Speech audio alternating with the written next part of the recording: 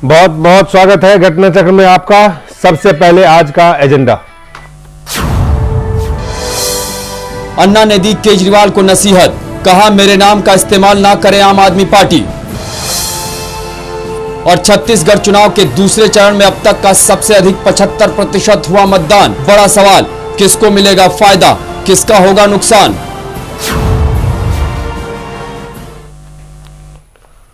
छत्तीसगढ़ में आज दूसरे चरण का मतदान हुआ। 74 से 75% का ये आंकड़ा जो इस वक्त सामने आ रहे हैं, लेकिन माना जा रहा है कि 74 और 75% जो अब तक का छत्तीसगढ़ में राज्य में जितने भी चुनाव हुए हैं, ये सर्वाधिक मतदान प्रतिशत है। सबसे ज़्यादा लोगों ने वोट डाले हैं। लेकिन उससे पहले हम चर्चा करते हैं अन्ना हजारे और केजरीवाल के बीच में जो वाक युद्ध एक तरह से कह लें, या फिर कहें जो अन्ना हजारे ने सवाल खड़े किए, या जो केजरीवाल दिल्ली में जो सवाल अन्ना हजारे के हों वो गंभीर सवाल है। तो क्या वाकई अन्ना हजारे के गंभीर सवालों का जवाब दे रहे हैं केजरीवाल, या मतदाताओं के साथ छल कर रहे हैं, धोखा कर रहे हैं, अन्ना का नाम का गलत इस्तेमाल कर रहे हैं? ये सवाल है और इस सवाल के बारे में हम चर्चा करेंगे। लेकिन सबसे पहले आपको दिखाते हैं अन्ना हजारे साहब ने आज क्या कहा। वो मुझे बात करना चाहते हैं, अगर करना है तो मैं बात करने के लिए मार हो क्या। ये तो ऐसा नहीं है कि हम लोग एक दूसरे के दुश्मन हैं। दुश्मन में क्या सवाल है। मैं आज भी उसका चारित्र पर खुशी हो। वो कभी अपने घर का कारोबार नहीं देखा कि किसी का 2 नंबर का पैसा लाने की कोशिश नहीं किया था आज तक। अभी इलेक्शन के टाइम पर क्या हुआ मुझे पता नहीं, लेकिन मैंने इसीलिए विश्वास किया वो चारित्र से है। ये मैं बार बार कहता है, आज भी कह रहा हूँ, हमारी कोई दुश्मनी नहीं है। इतना है कि मुझे जो संदेह निर्माण होगा इसलिए मैं लेटर लिखे कि भाई सच क्या है मुझे बताओ। लेटर लिखा है, सच क्या है मुझे बताओ। हमारे साथ हैं इलियास आदमी साहब हैं, पूर्व सांसद हैं और आम आदमी पार्टी के नेता हैं। अनीस दुरानी साहब हैं, कांग्रेस पार्टी के नेता हैं। भूपेंद्र धर्मानी साहब हैं, वरिष्ठ पत्रकार हैं। और पुष्पेंद्र कुलश्रेष्ठ हैं। आपको हम और भी जो अलग अलग बयान आए हैं वो भी आपको हम दिखाएंगे। लेकिन फिलहाल एक सवाल है, पुष्पेंद्र आपसे शुरुआत करना चाहेंगे कि जो सवाल और जवाब की शुरुआत हुई है, कहीं ना कहीं कई सारे सवाल एक स्वाभाविक रूप से सबके मन में, चाहे वो दिल्ली के हों, चाहे देश के हों, चाहे किसी देश के किसी भी कोने में रह रहे हो, कि क्या आंदोलन जो एक गैर राजनीतिक आंदोलन था, एक व्यवस्था परिवर्तन या उसके कई मकसद थे, उस आंदोलन को कहीं ना कहीं हाईजैक करके सियासी फायदे और नुकसान के लिए अरविंद केजरीवाल इस्तेमाल कर रहे हैं। यह संदेश आ रहा है। देखिए, इसमें कोई दो राय नहीं है कि आप जब एक आंदोलन में हिस्सा लेते हैं और उसे खड़ा करते हैं और बड़ी बड़ी बातें करते हैं, और लोग आपको यकीन भी इसलिए करते हैं कि आपने एक आंदोलन चलाया है, आप किसी सत्ता प्राप्ति या किसी चीज को प्राप्त करने के लिए ये नहीं कर रहे, तो लोगों का विश्वास यकायक उसमें बढ़ जाता है। लेकिन इस पूरे आंदोलन को देखें, इसमें अन्ना थे, इसमें संतोष हेगड़े भी थे, इसमें किरण बेदी भी थी, और भी दीगर लोग आते रहे। और उस बीच में जब अन्ना और केजरीवाल के बीच में बहुत सारी चीजों पे कहीं ना कहीं नाइतफाकी होती रही है, कोई नई बात नहीं थी। लेकिन बार बार अरविंद केजरीवाल इस पूरी टीम में एक ऐसे थे जो ये कहते थे कि मैं किसी भी कीमत पे चुनाव नहीं लड़ूंगा, और चुनाव जो है वो गंदगी है और उसमें जाने से बचना चाहिए, और पार्लियामेंट में इतने लोग हैं, हम व्यवस्था को बदलेंगे, जन आंदोलन, जन लोकपाल बिल लाएंगे, वगैरह वगैरह उन्होंने बातें की। और जब उन्होंने राजनीति में उतरने की बात की, उस वक्त भी अन्ना उनसे खुश नहीं थे और इस बात के फेवर में नहीं थे। इसीलिए अन्ना ने अपने आप को पूरी तरह उनसे अलग कहा कि मेरी तस्वीर है, मेरा नाम है, ये तमाम सारी चीजें नहीं होंगी, और उन्होंने किसी भी तरीके से प्रचार करने तक के लिए भी बातें थी वो भी मना करा। अब सवाल यह है कि इस वक्त केजरीवाल की पार्टी में तमाम सारे लोग बात कर रहे थे कि रिक्शे वाले, स्कूटर वाले, रेहड़ी वाले, सड़क पे साइकिल चलाने वाले गरीब आदमी इस पार्टी में खड़े होंगे, तो पहले इस पार्टी में करोड़पति आ गए।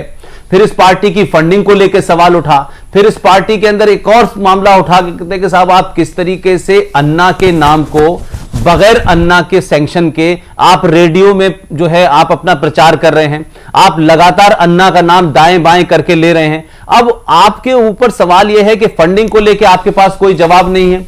आज भी अभी अन्ना और आपके बीच में जो मामला थे उसमें अन्ना ने साफ साफ आपको चिट्ठी लिख के चीजें पूछी, आप जवाब दे नहीं पाए। कल अरविंद केजरीवाल कह रहे थे मैंने कुमार विश्वास को भेजा है अन्ना से बात करने के लिए। कुमार विश्वास ने यह सोचा कि अन्ना शायद बहुत ही बेवकूफ आदमी है, उनको कुछ पता नहीं है, टेलीविजन वालों को कुछ पता नहीं है। एयरपोर्ट पर उतरते ही उन्होंने कहा कि अन्ना से मेरी बात हुई। अन्ना ने कहा हां मैंने सुना कि कुछ लोग बात नहीं करने दे रहे, केजरीवाल से मैं बात करने में मुझे कोई हर्ज नहीं है, केजरीवाल मुझसे बात करते हैं तो लोग रुकावट होती है। ये यहां अरविंद केजरीवाल ने कहा। उन्होंने कहा मेरा तो पूरा दरबार खुला हुआ है, मैं तो मेरे पास कोई दरवाजा नहीं, कोई मेरा बैंक बैलेंस नहीं, मेरे पास कोई ऐसी चीज ही नहीं है कि मुझसे कोई ना मिले या मैं ना मिलने दूं। तो ये तमाम गलत है। दूसरी बड़ी बात जो अभी आखिरी में जो भी उनकी पकड़ी गई है वो ये है कि कुमार विश्वास ने, अन्ना ने कहा कि कुमार विश्वास मेरे पास इसलिए आए थे कि वो चाहते थे कि हम एक पत्र लिख के दे दें कि मुझे किसी तरीके की कोई शिकायत नहीं है, जिसको अन्ना ने पूरे तौर से मना कर दिया। इस खत का जिक्र कुमार विश्वास ने नहीं किया। तो ऐसा लगता है कि भारतीय जनता पार्टी और कांग्रेस पार्टी को थोड़ी देर के लिए छोड़ भी दें तो अन्ना की पार्टी और अन्ना के लोग और इस आंदोलन से उपजी हुई ये पार्टी के बीच में जिसे कहते हैं बंदरबाट हो गई है। अब सत्ता के लिए उनको लगता है कि अन्ना के नाम से सत्ता मिले, उनको लगता है बीजेपी को गाली देके लगता है, उनको लगता है कांग्रेस को गाली देते हैं, फिर वो कहते हैं कांग्रेस बीजेपी दोनों मिले हुए हैं। सवाल यह है कि आप जब सत्ता में उतरे और पार्टी पॉलिटिक्स में उतरे तो आपको वही सब करना पड़ा जिसके खिलाफ आपने आंदोलन करके हर आम आदमी का विश्वास जीता था। जी आजमी साहब, जो सवाल था, हालांकि मैं फिर उस सवाल को दोहराता हूं कि आंदोलन को हाईजैक करके सियासी फायदे के लिए अरविंद केजरीवाल ने उसका दुरुपयोग किया। अगर इस पूरे चीजों का निचोड़ निकाले तो यही निकलता है। उतना ही टाइम दीजिएगा जितना, बिल्कुल उतना ही टाइम है आपके पास। अव्वल तो ये बात कहना गलत है, इसलिए कि मैं भी रोज अव्वल से आंदोलन से जुड़ा हुआ था। मुझको कोर कमेटी के मेंबर बनाने की कई बार लोगों ने बात की, तो मैंने ये कहा कि मैं किसी नॉन पॉलिटिकल ऑर्गेनाइजेशन का कोर कमेटी का मेंबर नहीं बनूंगा, लेकिन कोर कमेटी के मेंबर से ज़्यादा काम करूंगा। मैं एक एक चीज़ से वाकिफ हूं, एक एक चीज़ का आईनी शाहिद हूं। 2 अगस्त को जब अरविंद केजरीवाल, मनीष सिसोदिया और गोपाल राय के अनशन में अन्ना भी आके शामिल हुए और 24 लोगों ने चिट्ठी लिखी कि कोई नहीं मानेगा जन लोकपाल, आपको विकल्प देना पड़ेगा अगर आप जन लोकपाल चाहते हैं। तो अरविंद केजरीवाल ने नहीं, अन्ना ने ऐलान किया था। अन्ना ने ऐलान किया था कि हम आज फास्ट तोड़ रहे हैं, हमने मान लिया कि कोई नहीं मानेगा और हमको पॉलिटिकल विकल्प देना पड़ेगा और हम पॉलिटिकल विकल्प देंगे। और अन्ना के कहने पर ही तैयारी हुई पॉलिटिकल पार्टी बनाने की। इसलिए यह कहना कि हाईजैक किसी ने कर लिया आंदोलन को राजनीतिक स्वार्थ, मैं समझता हूं कि यह बिल्कुल ही गलत चीज है। दूसरी बात यह है कि कांग्रेस और बीजेपी को अन्ना से हमदर्दी क्यों हो गई है। ये तो फौज का भगोड़ा कहते थे, ये तो बहुत बड़ा घोटालेबाज कहते थे, ये हिसाब मांगते थे कि तुम कहां से ला रहे हो। कांग्रेस और बीजेपी ने आज तक जनता को खरबों खरब रुपए का हिसाब नहीं दिया। उस पर आप बात करिएगा। नहीं, इनको हिसाब मांगने का क्या हक है? वो बिल्कुल आप सही बात ये है, जनता हिसाब मांग रही है। मैं बता रहा हूं, आप बीजेपी और कांग्रेस को बिल्कुल तसल्ली से आप उसमें बीजेपी और कांग्रेस ही सब करा रही है, इसलिए कि उनकी जमीन खिसक चुकी है। बीजेपी और कांग्रेस पे काम कर लीजिए। नहीं, इनके इतने लोग ये भेजते हैं, मैं भी कई बार उनके यहाँ जा चुका हूं। इतने लोग भेजते हैं कि वो उस भोले भाले आदमी को, जो बिल्कुल ही नॉन पॉलिटिकल आदमी है, उसको ये वो कर लिया करते हैं, हाईजैक ये कर रहे हैं अन्ना को। दूसरी बात ये है कि अरविंद अन्ना को कांग्रेस और बीजेपी कर रहे हैं। कांग्रेस और बीजेपी के ऐसे लोग जो बाज़ाब्ता कांग्रेस और बीजेपी के मेंबर नहीं है, लेकिन कांग्रेस और बीजेपी की फंडिंग करते हैं, ऐसे लोग जो कांग्रेस और बीजेपी के लिए काम करते हैं, ऐसे लोग, कांग्रेस और बीजेपी के नेताओं की बात मैं नहीं कर रहा हूं। दूसरी बात यह कि अरविंद केजरीवाल ने कभी नहीं कहा, राजनीतिक विकल्प का ऐलान करने के बाद अन्ना के, कभी ये नहीं कहा कि मैं चुनाव नहीं लड़ूंगा। ये बिल्कुल सरासर तोहमत है। फंडिंग का जो सवाल खड़ा किया गया, यहां तक कि भारत सरकार ने इंक्वायरी बैठा दी। मैं कहता हूं कि न तो मीडिया ने न किसी पॉलिटिकल आदमी ने, न किसी इंटेलेक्चुअल ने आज तक कांग्रेस और बीजेपी से नहीं पूछा कि तुम खरबों खरब रुपया जो लुटा रहे हो ये कहां से आ रहा है, इसका हिसाब दे दो पहले। तुम 20 करोड़ रुपए का हिसाब मांग रहे हो जो वेबसाइट पर मौजूद है, मांगने की कोई जरूरत नहीं, क्लिक कीजिए आ जाएगा किसने कितना पैसा दिया, उससे पता लगा लीजिए कि उसने कितना दिया था। उसने 100 दिया था, यहाँ 50 रुपया जमा तो नहीं हुआ है जी। और आप फंडिंग क्यों क्यों नहीं, हम तो चैलेंज करते हैं कि एक कमेटी बनाई जाए, SIT बनाई जाए जो कांग्रेस की फंडिंग और बीजेपी की फंडिंग और आम आदमी पार्टी की पहले। कांग्रेस और बीजेपी के समकक्ष हो गए हैं। आप कहते हैं कि कांग्रेस आप कह रहे हैं कि आप कांग्रेस और विरोधी के उसके विरोध की राजनीति मेरा सवाल है कि आप कांग्रेस और 20 करोड़ रुपए का हिसाब मांगने का राइट है साहब, तो हमको 20 खरब रुपए का हिसाब मांगने का राइट नहीं। बिल्कुल राइट है। आप उस राइट का इस्तेमाल उसी राइट से करना चाहते हैं जो बीजेपी, आप कहते हैं कि बीजेपी और कांग्रेस पहले हिसाब दे, बीजेपी और कांग्रेस हमने नहीं कहा, हमने कहा कि एक SIT बनाई जाए जो कांग्रेस और बीजेपी के पूरे खर्चे और आमदनी का की जांच करे और उससे पहले आपसे सवाल पूछा जाए। सवाल ये है कि मैं आपसे आप साफ सवाल नहीं कर रहे हैं।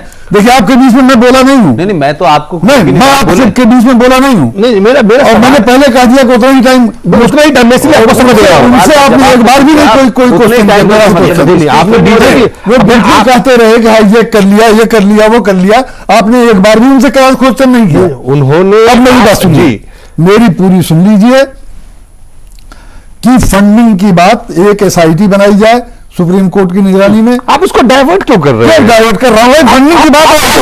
आपने कहा कि फंड उनका सवाल उनके घेरे में है, मैं कह रहा हूं फंडिंग की बात आई है हमारे सामने। बारे में बताइए ना। सुन लीजिए, कह रहा हूं जी कि एक SIT सुप्रीम कोर्ट की निगरानी में बनाई जाए जो सबसे पहले आम आदमी पार्टी के फंड की पूरी जांच करे, लेकिन साथ साथ बीजेपी और कांग्रेस की भी फंडिंग की जांच करे। इसमें कौन सी बुरी बात है? अन्ना का नाम मेरी जानकारी में तो कभी इस्तेमाल नहीं हुआ। अगर ये इल्जाम है तो बिल्कुल गलत है। अन्ना ने जब पार्टी गठन हो रहा था तो मना कर दिया था मेरा नाम मत इस्तेमाल कीजिए, कभी नहीं इस्तेमाल हुआ। अन्ना को पत्र लिखना पड़ा है क्यों? अन्ना पत्र लिख के जो सवाल पूछ रहे हैं कौन सा सवाल है? सवाल तो बताइए। जो भी सवाल आपने भी पत्र मैंने देखा है, उसमें सुन लीजिए, उसमें एक उन्होंने बताया है कि मुझसे कुछ लोगों ने कहा है कि मेरे नाम से कार्ड जारी किया गया और उसमें करोड़ों रुपया का बिका। मैं पूरे दावे के साथ कह सकता हूं कि मैं आज तो कोर कमेटी का मेंबर हूं, मैंने वो कार्ड देखा भी नहीं, सुनता था कि कोई कार्ड बना है जिसमें 9-10 लाख रुपया बिका है, आया है। तो फिर अन्ना ने उसी नहीं 9-10 लाख रुपया तो आया है, वो सही है बिल्कुल मौजूद है। नहीं ये सही था, जो इस्तेमाल करके कार्ड इस्तेमाल करके चाहे वो 10 पैसे आए हो वो सही है। हाँ बिल्कुल 9 लाख रुपया आया है। नहीं वो क्या सही जमा है? हाँ वो आया, गलत नहीं हुआ। अन्ना को चाहिए तो ले लें, चाहिए नहीं, वो गलत नहीं हुआ। कहा वो गलत नहीं, बिल्कुल नहीं गलत हुआ। इस वक्त नहीं आया, जब आंदोलन में तब का है। वही आंदोलन का जो सवाल सुन लीजिए, इस वक्त नहीं कोई कह रहा है कि आप वो कार्ड बेच रहे हैं, ना अन्ना कह रहे हैं ना ये विरोधी कह रहे हैं, कांग्रेसी और भाजपाई। इस वक्त कोई नहीं कह रहा है कि आज आप बेच रहे हैं। उसी वक्त बेचा गया था, 9 लाख रुपया उससे आया था। दूसरी बात ये अन्ना के नाम का कभी भी इस्तेमाल नहीं हुआ है जी। ये आरोप बिल्कुल गलत है। अन्ना के नाम पर मैं इस तरह है जी कि मैं लखीमपुर था अपने क्षेत्र में, पता लगा कि सीतापुर में अन्ना आ रहे हैं। मैं लखीमपुर से अपनी कन्वेसिंग छोड़ के, कन्वेसिंग का मतलब गांव में जो मिलता हूं लोगों से, छोड़ के सीतापुर आया कि अन्ना से मिल लूं जी। मैं आया तो मेरे ताज्जुब की कोई हद नहीं रही कि जो लखनऊ से आए थे 30-40 आदमी, उनको लेके कुल 150 आदमी उनकी सभा में जुटे थे। तो उसके बाद मैं दो जिलों में और गया, कहीं भी 100-150 आदमी ज्यादा नहीं जुटे। फिर अन्ना ने प्रोग्राम आप ये कह रहे कि आंदोलन, ये आप सुन लीजिए जी, सच्चाई पर कौन है, सच्चाई पर कौन है, उसका फैसला बेसिकली मैं कोई आरोप नहीं लगा रहा हूं, लेकिन इलियास साहब टेलीविजन के सामने बैठ करके एक नहीं 3 झूठ बोल रहे हैं। कौन सा झूठ? मैं उनके झूठ को बताने के लिए कह रहा हूं। हाँ, कौन सा झूठ बोला? मैं बता रहा हूं ना इलियास भाई। हाँ। एक तो आपने बोला कि अन्ना के नाम का इस्तेमाल नहीं हो रहा, कतई नहीं होता। आप सुन लेना, तो अब आप अगर 50 बार टीवी इलियास साहब अगर आप सुनेंगे नहीं इस्तेमाल और आप लखीमपुर खीरी और शाहजहांपुर की बात करने लगेंगे तो उससे बात नहीं होगी। आप सुने कि दिल्ली में रेडियो FM 92 पर सुबह से एक एडवर्टीजमेंट आता है, मैं अरविंद केजरीवाल बोल रहा हूं, दिल्ली के चुनाव में 70 में से 47 सीटें हमारी जीत रहे हैं हम लोग, और हम चुनाव जीतेंगे और रामलीला मैदान के अंदर हम जन लोकपाल बिल को पास करेंगे, जिसके लिए अन्ना ने 13 दिन का अनशन किया था। जिसमें अन्ना का नाम कहां से इस्तेमाल हो गया? अन्ना का नाम नहीं है, अन्ना के नाम अब आप कैसे नाम लेंगे अन्ना? बिल्कुल, मैं आज भी कह रहा हूं, वही कह रहा हूं, मैं आप टीवी पर पूरे दावे के साथ कह रहा हूं कि हमको बोलेपन से हम अन्ना अब मैं तो आपको बता रहा हूं, आज भी कह रहा हूं, नाके पकड़ो या नाक सीधी के लोगों को बताना लीजिए। दूसरी बात आज भी कह रहा हूं कि दूसरी बात आप जन लोग जवाब हम उसी को बनाएंगे। इलियास साहब आप झुटला रहे हैं, अब जो चीज सुबह शाम नाम का इस्तेमाल ही नहीं है। चलिए आपका मानना है कि दूसरा आप अभी कहा कि आप जो 13 दिन का आंदोलन चला था वो अन्ना ने इसलिए छोड़ दिया था कि वो बिल्कुल मायूस हो गए थे, उन्होंने कहा अब ये लोगों से व्यवस्था से कुछ फर्क नहीं पड़ेगा। छोड़ा नहीं था, अन्ना ने अनशन तोड़ा था ऐलान करके कि हम राजनीतिक विकल्प देंगे। आप नहीं, कोई आप ये झूठ बोल रहे हैं, किसी लोग रिकॉर्ड पे नहीं है। दूसरी बात सुन लें, क्या चीज? अगर ये झूठ साबित हो जाए फांसी पे लटक जाऊंगा। साहब ये सब छोड़े, सुन लीजिए, हम आपको रिकॉर्ड लाके दिखा देंगे। चलिए हम रिकॉर्ड लाके दिखा देंगे।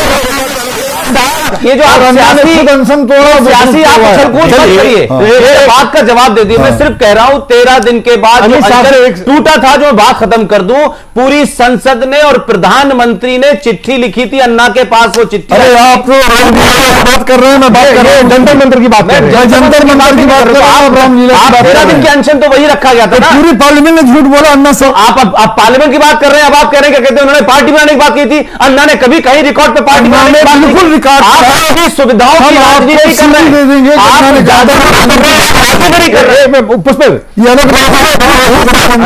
हैं। अनीस साहब अन्ना ने कहने लगे जो गंदगी है ये है। अब झूठ दर झूठ का क्या जवाब दूं? ये सब चीजें झूठ ये सब फैलाया जा रहा है। कहीं पार्टी बनाने की बात नहीं कही थी और बिल्कुल पार्टी बनाने की बात कर रहे हैं। मैं कह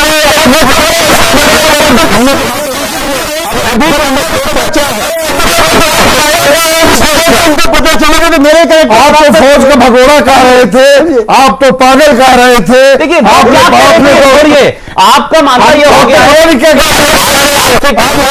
उतार रहे हैं। इलियास साहब आपकी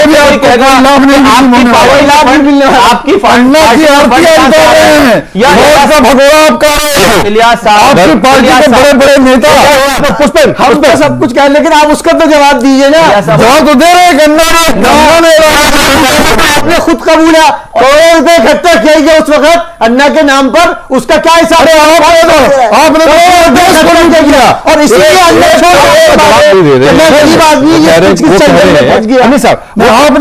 2G स्पेक्ट्रम में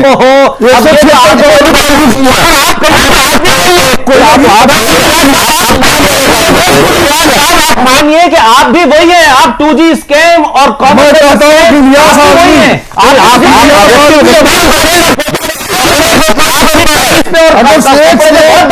एक रुपए का भी कोई आरोप लग जाए आपके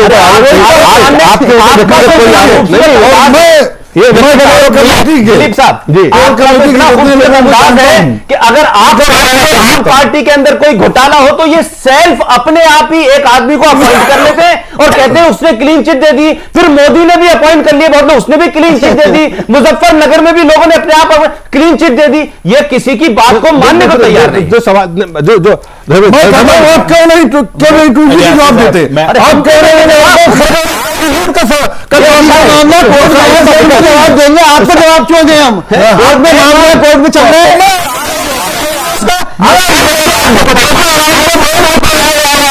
उसका जवाब दीजिए आप। जब आप ये सवाल है, जब आपने इंक्वायरी सेटअप कर दी है, एक बात इंक्वायरी सेटअप कर दी है तो इंक्वायरी की रिपोर्ट आ रही। बिल्कुल बिल्कुल सही, लेकिन वो सवाल नहीं, मैं जो सवाल पूछ रहा था उसका जवाब मुझे नहीं मिला, अभी तक जवाब नहीं मिला भूपेंद्र वानी जी। वही सवाल कि जो पूरी स्थिति आज बन रही है जो तथ्य सामने आ रहे हैं, जो तर्क सामने दिए जा रहे हैं, जो पत्र लिखे जा रहे हैं, जो अन्ना हजारे कह रहे हैं, जो अरविंद केजरीवाल कह रहे हैं, जो खुद इलियास साहब कहे कि कुछ पैसे जमा हुए थे, वो आज नहीं हुए थे, पहले हुए थे, 9-10 लाख रुपए जो भी जमा हुए थे। सवाल यह है कि आम आदमी पार्टी, एक आंदोलन शुरुआत हुआ भ्रष्टाचार के खिलाफ, उसमें अन्ना भी थे, उसमें अरविंद केजरीवाल भी थे, उसमें और भी कई लोग थे। उस आंदोलन का मकसद राजनीतिक दल बनाना नहीं था। आपने आप नाम की पार्टी बनाई और आपने कहा कि बीजेपी और कांग्रेस के विकल्प बेहतर विकल्प, और आपने कहा कि वो चीज नहीं होना चाहिए जो आज राजनीति में हो रहा है, धन बल का। देखिए मुझको बहुत टोका है। आप मैं एक सवाल धर्मानी जी से मेरे को आपकी इजाजत हो तो मैं सिर्फ बैठा हूँ। धर्मानी जी क्या नैतिकता जो कह रहे हैं कि भाई कांग्रेस हिसाब दे, कांग्रेस एक सेकंड में भाई बात, कांग्रेस भी हिसाब दे, बीजेपी भी हिसाब दे। कांग्रेस और बीजेपी अगर विकल्प बेहतर होती तो आम आदमी पार्टी को समर्थन नहीं मिलता या अन्ना के आंदोलन को समर्थन नहीं मिलता। मेरा सवाल है कि आज जो समर्थन मिला वो गैर राजनीतिक समर्थन को राजनीतिक हथियार बना करके उसी रास्ते पे, जो रास्ता बीजेपी और कांग्रेस का है, उसी धनबल का, उसी चंदा का, उसी पैटर्न पे क्या आप व्यवस्था परिवर्तन की सोच को आगे बढ़ा सकते हैं? बिल्कुल। मुझे ये लगता है, देखिए अभी तक जो चर्चा हुई है, जिस प्रकार इलाही साहब बोल रहे हैं, ये जिस प्रकार बीजेपी और कांग्रेस को आक्षेप करके उसकी तरफ इशारा करके अपने आप को पाकदाव साबित करने की कोशिश कर रहे हैं, मुझे लगता है कि वहीं पर खेल जाकर अटकने की कोशिश में है। अन्ना की जहां तक बात है, अन्ना ने अपनी छवि स्वच्छ रखी। उनका जो कल पत्र आया, उस पत्र से भ्रमित होने की आवश्यकता नहीं। उन्होंने कहा कि हम व्यवस्था परिवर्तन के लिए आंदोलन किया था और वो व्यवस्था परिवर्तन लोकसभा से शुरू होना था। मैंने वो लेटर पढ़ा है। उस लेटर में उन्होंने जो मुद्दे उठाए हैं, उन मुद्दों का जवाब आम आदमी पार्टी के नेता देने से बच रहे हैं।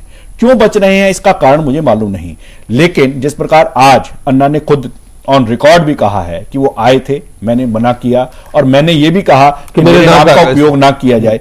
अब ऑन रिकॉर्ड ये कहने का क्या अर्थ है? अपील क्यों कर रहे हैं? क्यों कर रहे हैं? मुझे ये लगता है कि कहीं ना कहीं आम आदमी पार्टी को मेरी कमीज उससे सफेद, उसकी तो दागी है ही है, मेरी उससे सफेद है, इससे बात नहीं बनेगी। आम आदमी पार्टी एक मुद्दे को लेकर आई थी, केजरीवाल एक मुद्दे को लेकर आए थे कि हम स्वच्छता देंगे। ये जो भ्रष्ट तंत्र हो गया है, इससे अलग निजात देंगे। आप भी भ्रष्ट तंत्र के हिस्सा बनते हम अलग तंत्र को आपने अपना हम अलग नजर आएंगे। अगर आप ये कहना शुरू कर देंगे कि देखिए बीजेपी भी चोर है, कांग्रेस भी चोर है, लेकिन हमने इतना नहीं किया, उन्होंने 2G किया, उन्होंने फलाना किया, लेकिन हमने इतना नहीं किया, इसका मतलब क्या है कि आपने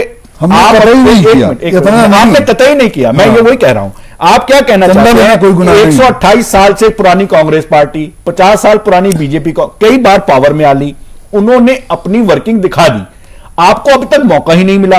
अब आपको जब मौका मिल रहा है तो जिसके नेतृत्व में आप पब्लिक लाइफ में आए, वो आपको बार बार प्रश्न चिन्ह लगा रहा है। आपकी फंडिंग पर प्रश्न चिन्ह लगा रहे हैं अन्ना, आप उनके नाम ले रहे हैं, उसके लिए वो मना कर रहे हैं। आप आखिर क्यों बार बार अन्ना का नाम, जिस प्रकार ये कह रहे हैं कि इनसे पूछ लीजिए कि आज क्यों आप आरती उतार रहे हैं? नहीं, आप एक मिनट, फौज का मैं कह रहा हूं फौज के भगौड़ा उन्होंने कहा, उन्होंने सब कुछ कहा। मेरा ये प्रश्न है कि आप उनके नेतृत्व में पब्लिक लाइफ में आए, आपने एक उनका जो मुद्दा था कि हम व्यवस्था परिवर्तन करेंगे, आप इस बात की गंभीरता सोचिए कि आज पब्लिक के अंदर जो गुस्सा है व्यवस्था के प्रति, वो व्यवस्था के प्रति जो गुस्सा आंदोलन के रूप में फूट रहा था, उसकी उनको भी ये लगने लगा है कि केजरीवाल भी राजनीति में चले गए, वो भी बीजेपी उसी राजनीतिक तंत्र चले गए, उसी तंत्र आप हिस्सा बन गए। जनता के विश्वास पर कुठारघात है, जनता के विश्वास पर कुठारघात है। बड़े अदब के साथ हमें ब्रेक से पहले मैं आपको सिर्फ 2 सवाल बड़े अदब के साथ मैं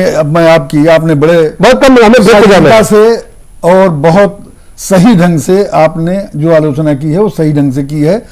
उस तरह का हमला नहीं किया है जो खरबों का घोटाला करने वाले 20 करोड़ पर कर रहे हैं। आपने एक शालीनता के साथ रखा है। देखिए मैं पॉलिटिकल आदमी हूं, 2 बार लोकसभा में रह चुका हूं, बचपन से पॉलिटिक्स में हूं। उन लोगों के साथ कोई पॉलिटिकल आदमी नहीं है ना अन्ना पॉलिटिकल आदमी है, मैं करीब से देख चुका हूं, कई बार उनके घर पे भी जा राजनीतिक चुका पार्टी हूं। चला रहे हैं इलियास अब मैं साहब। बता रहा हूं, सुन ऐसे लीजिए, तो सोनिया गांधी को भी कांग्रेसियों ने देखा। मैं बता रहा हूं कि पॉलिटिकल कोई तजर्बा इन लोगों को नहीं है। देखिए, अगर हमको भ्रष्टाचार खत्म करना है, अगर हमको नाली भर गई है और बहुत गहरी है और पूरी गंदगी फैल रही है, डेंगू फैल रहा है, तो हमको उस नाली में उतरे बगैर हम उसको साफ नहीं कर सकते। तो इसका मतलब आप मान रहे हैं कि उस गंदगी तो उस तंत्र को आप अपना रहे हैं। इसका मतलब मान रहे हैं कि उस गंदगी में उतर रहे हैं आप। उसके बाद बात तो कहिए ना। गंदगी में उतर रहे यही हैं। तो बात हुई ना। और कई बार साबित हो चुका है जी, कि विश्वनाथ प्रताप सिंह पर 1 रुपए का आरोप नहीं लगा, वो भी गंदगी में उतरे थे, गंदगी को साफ करने के नाम पर।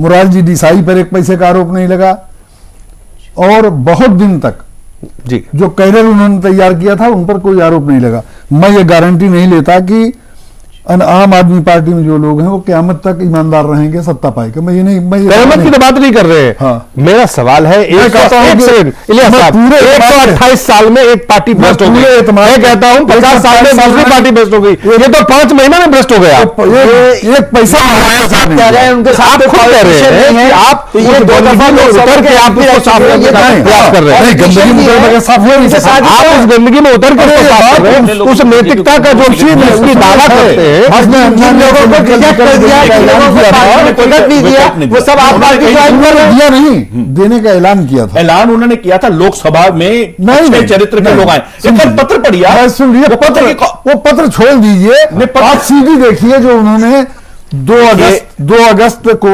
रामलीला नहीं, जंतर मंतर पर जब 3 आदमियों का, 4 आदमियों का, अन्ना का, चलिए वो आप बात बता चुके हैं। एक छोटा सा ब्रेक लेना पड़ेगा, ब्रेक के बाद वापस लौटते हैं।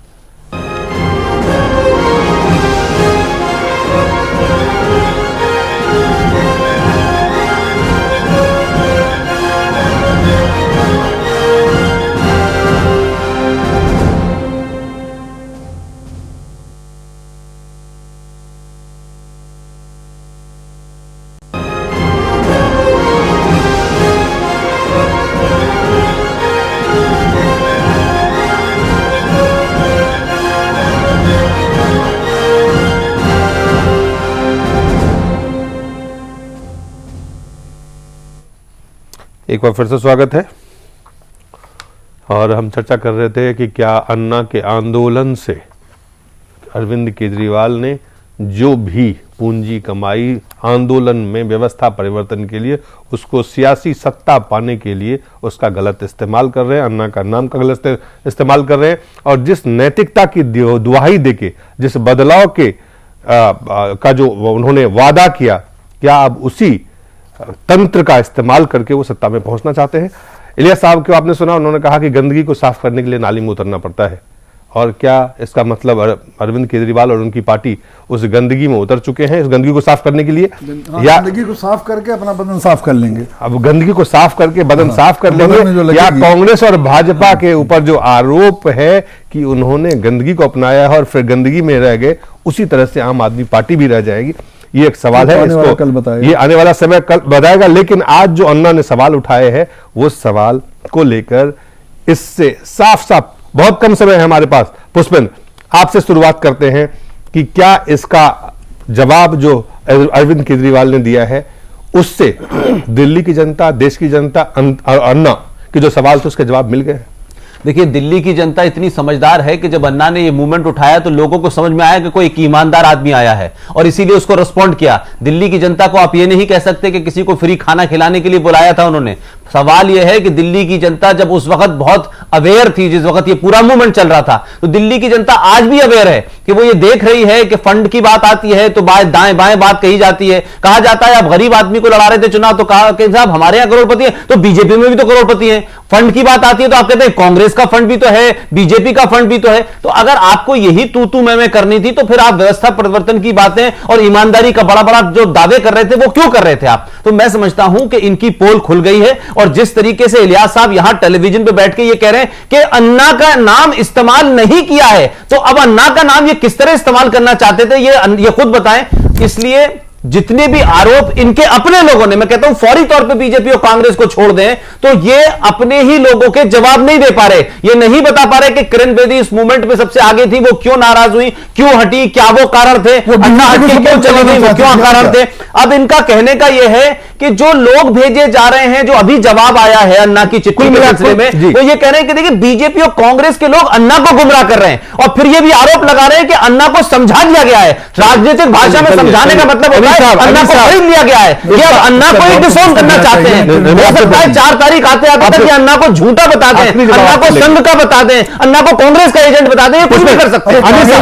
उनको झूठा की पागल, मैं तो सारे झूठ के पुलंदेवर में क्या टिप्पणी करूं, मेरी तो कुछ समझ में नहीं आ रहा। हर चीज बहुत सामने है। अब ये इलियास भाई हर चीज को इनकार कर रहे हैं, अन्ना का नाम इस्तेमाल हो रहा है, मैं तरीके से अन्ना का नाम इस्तेमाल कर रहे हैं। FM खोल के देख लो, नाक को यूं नहीं पकड़ो, घुमा के पकड़ लो, बात तो वही है। अन्ना के नाम का ही सारा भी आंदोलन खड़ा करने की कोशिश कर रहे हैं। इसकी वजह से तंग आकर अन्ना ने कहा कि भाई मेरा नाम इसमें लुप्त मत करो। अब जब इनके इंटेंशन ही है गंदगी में उतरना ही है, तो ये गंदगी में उतरे बगैर कुछ हो नहीं सकता। ठीक है, मुझे ये लगता है अगर आप पूरा इतिहास देखें राजनीति का, कांग्रेस गांधी जी का, समय कम है, 3 लाइनों में बात खत्म कर रहा हूं। गांधी जी का इस्तेमाल आज तक हो रहा है, महात्मा गांधी की मूवमेंट का, उनके समर्पण का कांग्रेस आज तक इस्तेमाल कर रही है। कांग्रेस में थे एक मिनट। दूसरी बात, जेपी मूवमेंट आया आजादी के बाद, जनता पार्टी के नेताओं ने किस प्रकार उनकी दिशा से अपने आप को अलग किया, आपके सामने है, बहुत सारे प्रमाण हैं। इसी प्रकार अन्ना के मूवमेंट से क्रिएट हुआ ये जो आंदोलन है, आम आदमी पार्टी ये उसको डिसोन कर रहा है, मुलायम उसको डिसोन कर रहा है, अन्ना को डिसोन करके उसी लाइन पर चल रहा है जिस लाइन पर कांग्रेस और बीजेपी जनता पार्टी चली। मैं आपसे बड़ा पॉइंटेड सवाल और उसका जवाब, आप राजनीतिक रूप से आप कहते हैं आप गैर राजनीतिक आदमी नहीं है, आप राजनीतिक आदमी हैं। जो राजनीतिक परिणाम अभी भी जितने भी आंदोलन के नाम उन्होंने, चाहे वो आजादी के आंदोलन से निकली हुई कांग्रेस हो, चाहे संपूर्ण क्रांति से निकले हुए लालू और मुलायम और तमाम तरह के लोग हों, या फिर अन्य अन्ना के आंदोलन से अरविंद केजरीवाल, होना वही है, तंत्र वही है, उसी तंत्र को आपने अपना लिया है। इसलिए नतीजा बड़ा साफ है कि क्या होना है राजनीतिक रूप से, बहुत कम शब्दों में। देखिए, पहले मैं एक बात तो करोड़पति वाली बात करूंगा।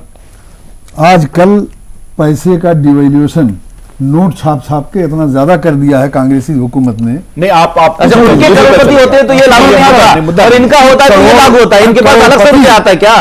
30 करोड़ रुपए में आपके कैंडिडेट खड़ी है आरके पुरम से। सुन लीजिए, जिसके पास दिल्ली में एक कमरा है, समय कम है हमारे पास, तो ये तो बात आपको कांग्रेस में चार्ज लगाने से पहले सोचना चाहिए था। कांग्रेस पर कभी हमने चार्ज नहीं लगाया। वो धनबल का इस्तेमाल करके लोग, उनके पास 128 साल पुराना मकान है। इलियास साहब, कांग्रेस के पास 128 साल पुराना मकान है, वो तो मकान वैसे भी खर्च में चला। कांग्रेस के कैंडिडेटों में मैंने कोई आरोप नहीं लगाया, कांग्रेस पे तो आरोप लगा। करोड़पति तो दिल्ली में जिसके पास 2 कमरे हैं वो भी करोड़पति है। दूसरी बात, आप क्या कह रहे थे कि जो हुआ नतीजा, चाहे वो आजादी से निकले हुए आंदोलन में कांग्रेस नेता को, उसी तरह से अन्ना के निकले हुए आंदोलन में अरविंद केजरीवाल ने उसको हाईजैक तो किया, लेकिन उसका नतीजा वही निकलना। उत्तर प्रदेश में जो पार्टी रूल कर रही थी और अभी 2.5 साल उसको बाकी था उसके रूल को, उसको छोड़ के मैं इस आंदोलन में शामिल हुआ था। इसलिए कि मैं जेपी मूवमेंट, आपकी बात नहीं कर रहा हूं, मैं पार्टी की बात कर रहा हूं, उसी पर आ रहा हूं। इसलिए कि मैं जेपी मूवमेंट में भी शामिल हुआ था शुरुआत में, बीपी सिंह के मूवमेंट में भी, जो भ्रष्टाचार के खिलाफ जितने मूवमेंट हुए हैं मैं सब में शामिल हो रहा हूं। मैं पूरे भरोसे और एतमाद के साथ कह सकता हूं कि मुझे अब तक कोर कमेटी के मेंबर रहते हुए फलाने ने 20 लाख चंदा देने के लिए चेक भेजा है, जब तक कमेटी अप्रूव नहीं करेगी वो चेक डाला नहीं जाएगा। चेक मैंने अप्रूव किए हैं, पूंजीपतियों के भी हैं, लेकिन उन पूंजीपतियों के नहीं है जो बदनाम है। मैं मुझको जिस दिन ये महसूस होगा कि कोर कमेटी नहीं, ये क्या क्राइटेरिया है कि वो बदनाम नहीं है पूंजीपति? चलिए उस पर नहीं जाते, मेरे पास समय कम है, समय बिल्कुल खत्म कर रहा हूं जी। तो जिस दिन मुझको महसूस होगा कि फैसला लेने वाले जो 9 आदमी है, जो अरविंद केजरीवाल कुछ भी नहीं, आप अरविंद केजरीवाल दिल्ली का चीफ मिनिस्टर का उम्मीदवार बनाया गया, सुन लीजिए, वो कुछ नहीं है। 9 आदमियों की कमेटी है जो फैसला लेती है, उसमें एक मैं भी हूँ। दिलीप, ये बहस जिस हम लोग दिन इस पे कर रहे हैं, मुझको कमेटी एहसास कितने हुआ, की है? आप वहां कोई सोनिया गांधी नहीं है, न वहां कोई मायावती है, न मुलायम है। 9 आदमी मिलकर फैसला लेते हैं, उनमें एक मैं भी हूँ। सर, एक मुसलमान बेचारे साथी हुआ करते थे आप पार्टी के अंदर, वो किस तरीके से उनको बेइज्जत करके अरविंद केजरीवाल ने निकाला और उन्होंने कहा कि कितना एरोगेंट है, तमाम सारी चीजें कहकर उस बेचारे एक मुसलमान शोभाई की तरह रखा हुआ था उसमें, उसको भी निकाल के बाहर फेंक दिया। अब आप सारी चीज की ठेकेदारी आप ही ले रहे हैं कि मैं ये कहूंगा, तो आप ये मानते हैं कि वो स्थिति होने वाली है और हमारा समय खत्म हो गया है? कतई नहीं। अगर जिस दिन मुझको महसूस हुआ कि इसमें 2 आदमी भी बेईमान हो गए हैं, उस दिन ही आप महसूस होगा तब आप तो छोड़ देंगे, लेकिन सवाल तो लेकिन कांग्रेस और बीजेपी अगर एक आदमी गंदगी में सर्फ तक डूबा हो, एक सिंगल छोड़ने वाला नहीं है, इसलिए उनके फायदे होते हैं। आप कांग्रेस और बीजेपी नहीं है, नहीं तभी इसीलिए तो कह रहा हूं जी, इसीलिए तो कह रहा हूं कि अगर एक आदमी के बारे में कांग्रेस और बीजेपी बनने की जल्दबाजी में भी अगर ये एहसास हुआ, ये जल्दी बनना चाहते हैं बीजेपी। नहीं छोटे भगवा कहते थे, आरती उतार रहे हैं।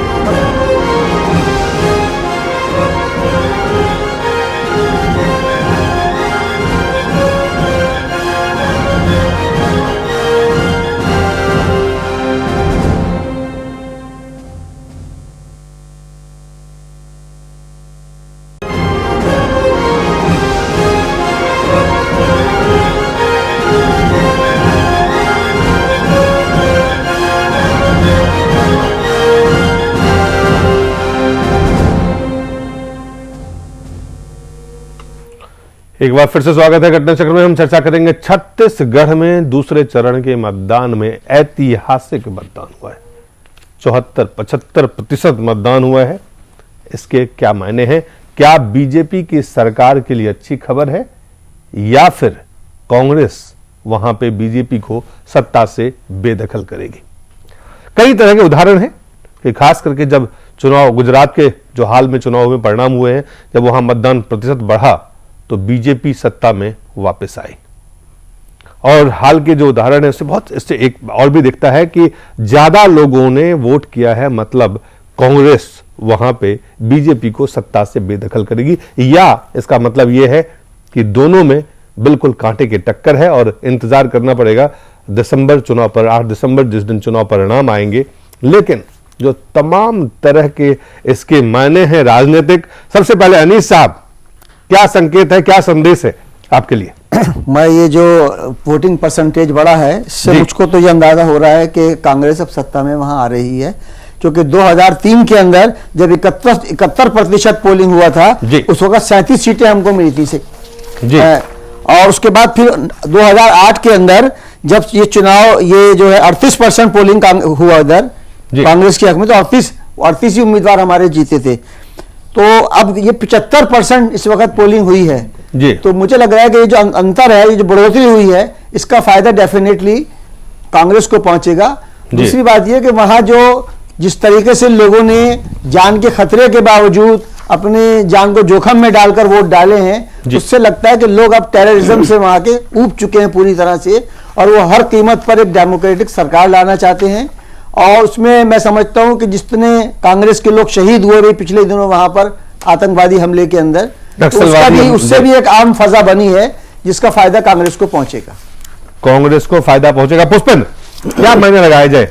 देखिए, परसेंटेज ऑफ वोटिंग अभी जो पोलिंग परसेंटेज बढ़ा है दिल्ली में, छत्तीसगढ़ में, आप देखें त्रिपुरा के अंदर, गुजरात में, हरियाणा में, मध्य प्रदेश में, छत्तीसगढ़ में और दिल्ली में, अगर आप इसकी स्टडी करें कि 15 साल से शीला दीक्षित हैं, उसके बावजूद भी भले ही कांग्रेस या बीजेपी की सीटें घटी बढ़ी होंगी, लेकिन पोलिंग परसेंटेज बढ़ा है। मुझे ऐसा लगता है इस देश में पिछले काफी समय से लगातार ये एंटी इनकम्बेंसी का जो कंसेप्ट है, ये कहीं ना कहीं ढहता नजर आ रहा है और लोग प्रो इनकम्बेंसी की तरफ चले गए हैं। लोग सरकार को बचाने के लिए, या जो सरकार काम कर रही होती है उसको बचाने के लिए ज्यादा आते हैं। मेरा मानना यह है, मैं सिर्फ स्पेसिफिक नहीं कह रहा, जहां जहां भी जो है पोलिंग परसेंटेज ज्यादा हुई है, वहां नतीजे लगे कि सरकार जो चल रही है, लोग उसको बचाने के लिए बाहर आते हैं। लिहाजा मेरा मानना यह है कि ये जो आप 75% बता रहे हैं, 74% सरकार है, उसे बचाने के लिए लोग निकले हैं जी। लगभग 75% मतदान और 75% जो चुनाव आयोग का जो मानना है कि जो अभी 74.65% जो चुनाव जो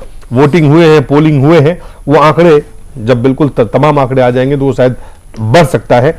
और जो स्थिति बनी है 2003 और 2008 की स्थिति आपको हम दिखा रहे हैं, आप हमारे टेलीविजन स्क्रीन पे देख सकते हैं कि 2003 में क्या स्थिति थी कि उस समय 71.3% लोगों ने वोट डाला था और बीजेपी को 39.26% मतदान वोट प्राप्त हुए थे। कांग्रेस को 37 सीटें मिली थी और 37.71% वोट उनको मिले थे। बीएसपी को 2 सीटें मिली थी और 4.45% उनको वोट मिले थे। एनसीपी को भी 1 सीट मिली थी और 7.2% वोट मिले थे और अन्य जिन्हें 7.12% वोट मिले थे। और 2008 में अगर आप देखें, 2008 में बीजेपी को 50 सीटें मिली थी और 40.33% जो है उनको वोट मिले थे और 2003 से वोट ज्यादा मिले थे।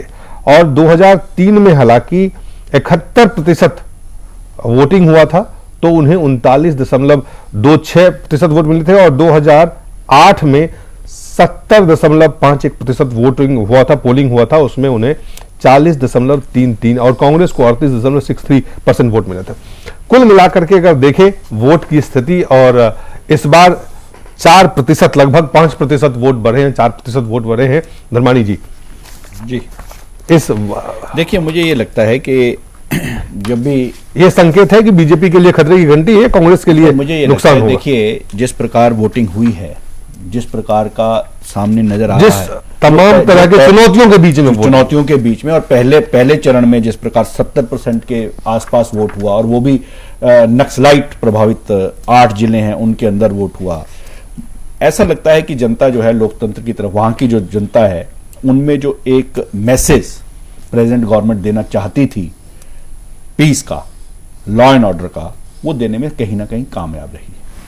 In spite of Naxal threats लोग इतने खुलकर जिस प्रकार आए हैं, ये मुझे लगता है कि कहीं ना कहीं जब इतनी बड़ी तादाद में, चाहे आप पिछले कोई और भी इतिहास उठा के देखें, हरियाणा का इतिहास उठा के देखें, तो ये कहीं ना कहीं जनता जो है सरकार को बचाने के लिए ज्यादा मात्रा में निकलती है और इसका फायदा जो है सत्ता पक्ष को होने का संकेत नजर आता है। जी, इसके कई पक्ष है। मीडिया कवरेज बढ़ा है, जो पॉलिटिकल पार्टी है उनका अपना कैंपेन, पहले बहुत कम रैलियां होती थी, आप देखिए छत्तीसगढ़ में जितना रैली नरेंद्र मोदी और बीजेपी ने जितनी रैलियां की हैं, इन्वॉल्वमेंट और एक और चीज वोटर्स के लिए मुझे लगता है कि जो इस बार एक चुनाव आयोग ने नया जो बटन दबाया है जी, नोटा वाला जी, हो सकता है ये उसका भी इंपैक्ट हो।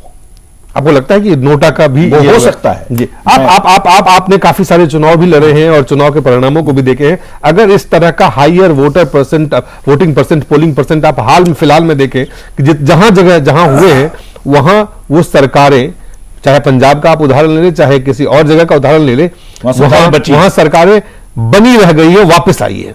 क्या ये वही होगा या इसमें बहुत ज्यादा पोलिंग हुई थी, यूपी में बदली है जी, कहीं कहीं ज्यादा पोलिंग पे बची है, उसका डिफिनिट नहीं कह सकता। मेरे नजदीक जी कांग्रेस और बीजेपी दोनों एक ही थैले के चट्टे बट्टे हैं। वो तो खैर जो भी आपको चुनाव हो गए, लेकिन आपको क्या लेना देना है? दोनों सुन लीजिए, मेरे लिए कोई फर्क नहीं पड़ता, हमारी जनता के लिए कोई फर्क पड़ेगा।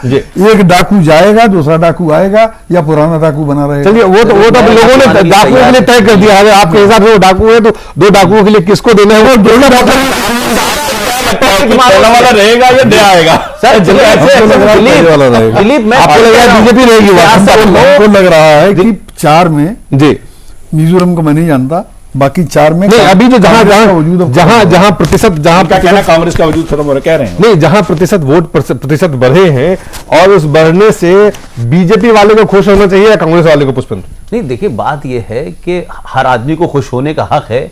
जो इलियास भाई कह रहे हैं कि कांग्रेस बीजेपी डाकू है, एक जाएगा दूसरा डाकू आएगा, डाकुओं का फिर भी कोई मॉरल होता है। ये जो नए नए पॉकेट मार आ रहे हैं, इनका पता नहीं है कि ये पॉकेट किसकी मारेंगे। डाकू फिर भी बड़े महान लोग होते हैं और डाकुओं का पता होता है, वो बता के आते हैं कि हम डाका करने आ रहे हैं। इनका तो पता ही नहीं चल रहा। ये जो डकैतों के वकील होते हैं, जो डकैतों के वकील होते हैं, वो सबसे ज्यादा खतरनाक होते हैं। जो परसेंटेज की बात, डकैतों के जो वकील होते हैं, पंजाब से वो 1000 खाते हैं, 1000 फरेब करते हैं अपने आका को बचाने के लिए। डकैतों के वकील और ज्यादा खतरनाक होते हैं।